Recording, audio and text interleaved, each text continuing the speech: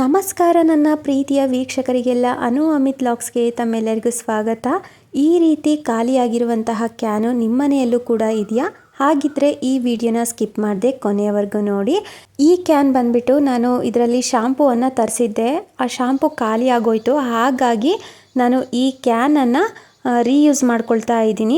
ಅದು ಯಾವ ಥರ ಅಂತ ಹೇಳಿ ಈ ವಿಡಿಯೋದಲ್ಲಿ ತೋರಿಸ್ತಾ ಇದ್ದೀನಿ. ಯಾರೆಲ್ಲ ಇನ್ನೂ ನನ್ನ ಚಾನಲ್ನ ಸಬ್ಸ್ಕ್ರೈಬ್ ಮಾಡದೆ ಈ ವಿಡಿಯೋನ ನೋಡ್ತಾ ಇದ್ದೀರಾ, ದಯವಿಟ್ಟು ಸಬ್ಸ್ಕ್ರೈಬ್ ಮಾಡಿಕೊಂಡು ಸಪೋರ್ಟ್ ಮಾಡಿ. ಮೊದಲನೇ ಟಿಪ್ಸ್ ಬಂದ್ಬಿಟ್ಟು ತಾಮ್ರದ ಬಿಂದಿಗೆಯನ್ನು ತಗೊಂಡಿದ್ದೀನಿ ನಾನು.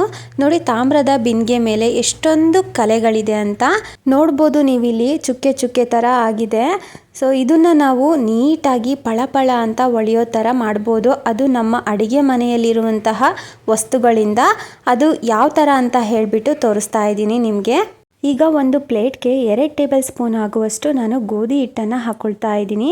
ಗೋಧಿ ಹಿಟ್ಟು ಎಲ್ಲರ ಮನೆಯಲ್ಲೂ ಇರುತ್ತೆ ಅಲ್ವಾ, ಆರಾಮಾಗಿ ನಾವು ಈ ರೆಮಿಡಿನ ಮಾಡ್ಬೋದು. ಹಾಗೆ 1/4 ಟೇಬಲ್ ಸ್ಪೂನಷ್ಟು ಅರಿಶಿನ ಪುಡಿ ಹಾಕ್ಕೊಳ್ತಾ ಇದ್ದೀನಿ. ಹಾಗೆ ಅರ್ಧ ಟೇಬಲ್ ಸ್ಪೂನಷ್ಟು ನುಸಿ ಉಪ್ಪನ್ನು ಹಾಕ್ಕೊಳ್ತಾ ಇದ್ದೀನಿ. ಹಳ್ಳುಪ್ಪು ಹಾಕೋದಕ್ಕೆ ಹೋಗಬೇಡಿ, ನುಸಿ ಉಪ್ಪನ್ನು ಹಾಕಿ. ಹಾಗೆ ಇದರಲ್ಲಿ ಮ್ಯಾಜಿಕ್ ಅಂತಂದರೆ ಅರ್ಧ ಹೋಳಿಗೆ ನಿಂಬೆಹಣ್ಣಿನ ರಸನ ಹಾಕ್ಕೊಳ್ತಾ ಇದ್ದೀನಿ. ಈ ರೆಮಿಡಿಯಲ್ಲಿ ನಿಂಬೆಹಣ್ಣಿನ ರಸನೇ ಮೇನ್ ಇಂಪಾರ್ಟೆಂಟು. ಜಾದೂನೇ ಮಾಡುತ್ತೆ ಈ ನಿಂಬೆಹಣ್ಣಿನ ರಸ.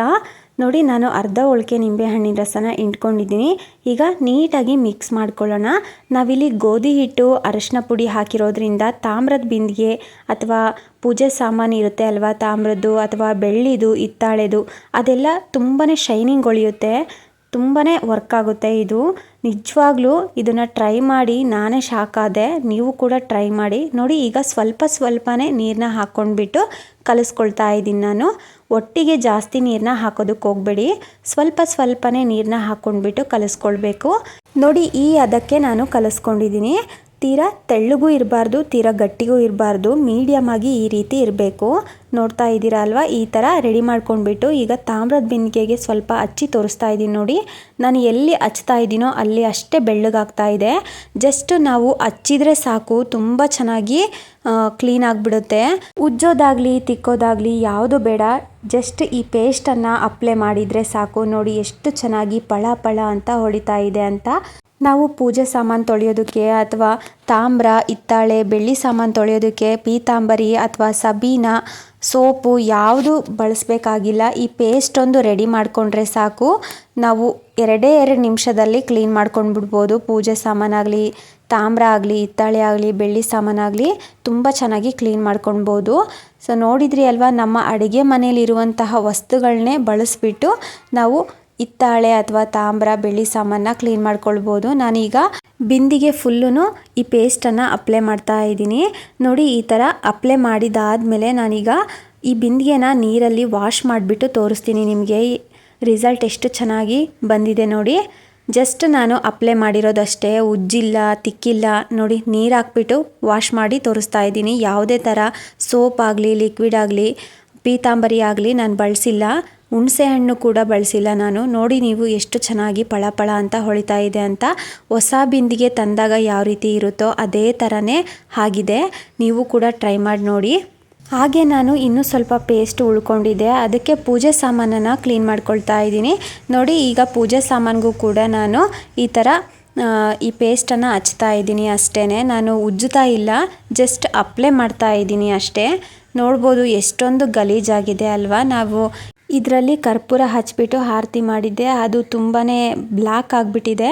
ಅದು ಈ ಪೇಸ್ಟನ್ನು ಹಚ್ಚಿ ನಾನು ವಾಶ್ ಮಾಡಿ ತೋರಿಸ್ತೀನಿ ನಿಮಗೆ ಯಾವ ಥರ ಆಗಿರುತ್ತೆ ಅಂತ ಹೇಳಿ. ಹಾಗೆ ಗಂಟೆಗೂ ಕೂಡ ನಾನು ಈ ಪೇಸ್ಟನ್ನು ಹಚ್ತಾ ಇದ್ದೀನಿ.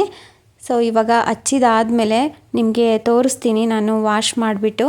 ನೋಡಿ, ಈಗ 2ಕ್ಕೂ ಹಚ್ಚಿದ್ದೀನಿ ಈ ಪೇಸ್ಟನ್ನು. ಈಗ ನೀರಲ್ಲಿ ವಾಶ್ ಮಾಡ್ತೀನಿ ನಾನು, ಉಜ್ಜುತ್ತಾ ಇಲ್ಲ. ಜಸ್ಟ್ ನೋಡಿ, ನೀರಲ್ಲಿ ವಾಶ್ ಮಾಡ್ತಾ ಇದ್ದೀನಿ ಅಷ್ಟೇ. ಎಷ್ಟು ಚೆನ್ನಾಗಿ ಪಳ ಅಂತ ಹೊಳಿತಾ ಇದೆ ನೋಡಿ. ತುಂಬಾ ಚೆನ್ನಾಗಿ ಕ್ಲೀನ್ ಆಗುತ್ತೆ. ನಾವು ದುಡ್ಡು ಕೊಟ್ಬಿಟ್ಟು ಅಂಗಡಿಯಿಂದ ಯಾವುದೇ ಥರ ಲಿಕ್ವಿಡು ತರೋದಿರೋದಿಲ್ಲ, ಏನಿಲ್ಲ. ಖರ್ಚಿಲ್ದಲೇ ನಾವು ಪೂಜೆ ಸಾಮಾನುಗಳನ್ನ ಕ್ಲೀನ್ ಮಾಡ್ಕೊಳ್ಬೋದು. ನೋಡಿ ಎಷ್ಟು ಚೆನ್ನಾಗಿ ಕ್ಲೀನ್ ಆಯಿತು ಅಂತ. ನೋಡ್ತಾ ಇದ್ದೀರಾ ಅಲ್ವಾ, ಎಷ್ಟು ಬ್ಲ್ಯಾಕ್ ಆಗಿತ್ತು ಇದು, ಎಷ್ಟು ಚೆನ್ನಾಗಿ ಪಳ ಅಂತ ಹೊಳಿತಾ ಇದೆ. ನೋಡಿದ್ರಿ ಅಲ್ವಾ ಫ್ರೆಂಡ್ಸ್, ಎಷ್ಟು ಚೆನ್ನಾಗಿ ನಾವು ಪೂಜೆ ಸಾಮಾನು, ತಾಮ್ರದ ಬಿಂದಿಗೆ ಎಲ್ಲ ಕ್ಲೀನ್ ಮಾಡ್ಕೊಂಡ್ವಿ ಅಂತ. ನೀವು ಕೂಡ ಅಡುಗೆ ಮನೆಯಲ್ಲಿ ಇರುವಂತಹ ಸಾಮಗ್ರಿಗಳನ್ನು ಬಳಸಿಬಿಟ್ಟು ಬೆಳ್ಳಿ, ಹಿತ್ತಾಳೆ ಹಾಗೆ ತಾಮ್ರದ ಬಿಂದಿಗೆ ಪೂಜೆ ಸಾಮಾನುಗಳನ್ನೆಲ್ಲ ಕ್ಲೀನ್ ಮಾಡ್ಕೊಳ್ಬೋದು. ನಿಮಗೆ ಈ ಟಿಪ್ಸು ಖಂಡಿತವಾಗ್ಲೂ ಇಷ್ಟ ಆಗಿದೆ ಅಂತ ಅಂದ್ಕೊಂಡಿದ್ದೀನಿ. ಇಷ್ಟ ಆಗಿದ್ರೆ ನೀವು ಕೂಡ ಟ್ರೈ ಮಾಡಿ, ಹಾಗೆ ಕಮೆಂಟ್ ಮಾಡಿ ತಿಳಿಸಿ ಯಾವ ಥರ ವರ್ಕ್ ಆಯಿತು ಅಂತ ಹೇಳಿ. ನೆಕ್ಸ್ಟ್ ಟಿಪ್ಸನ್ನು ನೋಡೋಣ ಬನ್ನಿ. ನೋಡಿ, ಖಾಲಿಯಾಗಿರುವಂತಹ ಕ್ಯಾನನ್ನು ತಗೊಂಡಿದ್ದೀನಿ ನಾನು. ಇದರಲ್ಲಿ ಮೀಶೋದಿಂದ ನಾನು ಶಾಂಪೂನ ತರಿಸಿದ್ದೆ, ಅದು ಖಾಲಿ ಆಯಿತು. ಹಾಗಾಗಿ ಇದನ್ನು ಬಿಸಾಡೋ ಬದಲು ನಾನು ಇದರಲ್ಲಿ ರೀಯೂಸ್ ಮಾಡ್ಕೊಳ್ತಾ ಇದ್ದೀನಿ. ಈಗ ಚಾಕುನ ನಾನು ಬಿಸಿ ಮಾಡ್ಕೊಂಡ್ಬಿಟ್ಟು ಈ ಕ್ಯಾನ್ನ ಮೇಲ್ಭಾಗದಲ್ಲಿ ಕಟ್ ಮಾಡ್ಕೊಳ್ತಾ ಇದ್ದೀನಿ. ಹ್ಯಾಂಡಲ್ ಇದೆ ಅಲ್ವಾ, ಅಲ್ಲಿ ಕಟ್ ಮಾಡ್ಕೊಳ್ತಾ ಇದ್ದೀನಿ. ನೋಡಿ, ಸ್ವಲ್ಪ ಈಕ್ವಲ್ ಆಗಿ ಕಟ್ ಮಾಡಿಕೊಂಡ್ರೆ ಚೆನ್ನಾಗೇ ಬರುತ್ತೆ. ನೋಡಿ, ಈ ಥರ ಮೇಲ್ಭಾಗನ ಕಟ್ ಮಾಡ್ಕೊಂಡಿದ್ದೀನಿ. ಈಗ ಒಂದು ಬಾಟಲನ್ನು ತೊಗೊಂಡಿದ್ದೀನಿ ನಾನು, ಚಿಕ್ಕದು ಜ್ಯೂಸ್ ಬಾಟಲನ್ನು ತೊಗೊಂಡ್ಬಿಟ್ಟು ಅದರ ಬಾಟಲ್ ಮೇಲಿರುವಂತಹ ರ್ಯಾಪರನ್ನು ತೆಕ್ಕೊಳ್ತಾ ಇದ್ದೀನಿ.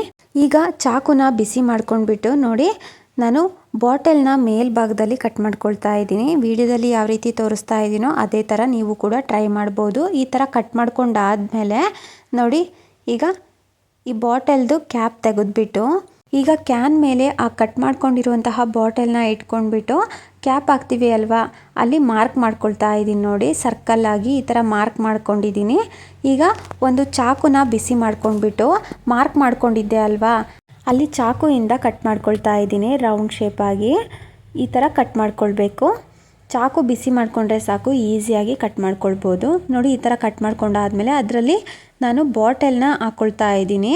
ನೋಡಿ, ಈ ಥರ ಬಾಟಲ್ ಹಾಕಿಬಿಟ್ಟು ಕ್ಯಾಪ್ ಹಾಕ್ಕೊಂಡು ರೆಡಿ ಮಾಡ್ಕೊಂಡಿದ್ದೀನಿ. ಈಗ ಫೋರ್ಕ್ನ ಬಿಸಿ ಮಾಡ್ಕೊಂಡ್ಬಿಟ್ಟು ನಾನು ಹೋಲ್ಸ್ ಮಾಡ್ಕೊಳ್ತಾ ಇದ್ದೀನಿ ಕ್ಯಾನ್ನ ಕೆಳಭಾಗದಲ್ಲಿ. ನೋಡಿ, ನಾನು ವಿಡಿಯೋದಲ್ಲಿ ತೋರಿಸ್ತಾ ಇದ್ದೀನಿ ಅಲ್ವಾ, ಇದೇ ಥರ ಹೋಲ್ಸ್ ಮಾಡಿಕೊಂಡ್ರೆ ಆಯಿತು. ಈಗ ಹೋಲ್ಸ್ ಆಗಿದೆ. ಈಗ ನೋಡಿ, ನಾನು ಸ್ಪೂನ್ಸು ಹಾಗೆ ದೊಡ್ಡ ದೊಡ್ಡ ಸ್ಪೂನ್ಸ್ನೆಲ್ಲ ಇಟ್ಕೊಳ್ತಾ ಇದ್ದೀನಿ. ಈ ರೀತಿ ಅಡುಗೆ ಮನೆಯಲ್ಲಿ ನಾವು ಈ ಸ್ಪೂನ್ಸ್ ಇಡೋದಕ್ಕೆ ಇದನ್ನು ರೆಡಿ ಮಾಡ್ಕೊಳ್ಬೋದು. ಹಾಗೆ ಅಡುಗೆ ಮನೆಯಲ್ಲಿ ಜಾಗ ಇಲ್ಲ ಈ ರೀತಿ ಸ್ಪೂನ್ಸ್ ಇಡೋದಕ್ಕೆ ಅಂದಾಗ ಈ ಥರ ವೇಸ್ಟ್ ಅಂತ ಬಿಸಾಡುವ ಬಾಟಲ್ಸಿಂದ ಮಾಡ್ಕೊಳ್ಬೋದು. ನೋಡಿ, ನಿಮ್ಮೆಲ್ಲರಿಗೂ ಇವತ್ತು ತೋರಿಸಿರುವಂತಹ ಟಿಪ್ಸ್ಗಳು ಇಷ್ಟ ಆಗಿದೆ ಅಂತ ಅಂದ್ಕೊಂಡಿದ್ದೀನಿ. ಇಷ್ಟ ಆಗಿದ್ದರೆ ಪ್ಲೀಸ್ ನನ್ನ ಚಾನಲ್ನ ಸಬ್ಸ್ಕ್ರೈಬ್ ಮಾಡ್ಕೊಳ್ಳಿ, ಹಾಗೆ ಲೈಕ್ ಮಾಡಿ, ನಿಮ್ಮ ಫ್ರೆಂಡ್ಸ್ಗೆ ಫ್ಯಾಮ್ಲೀಸ್ಗೆಲ್ಲ ಈ ವಿಡಿಯೋನ ಶೇರ್ ಮಾಡಿ.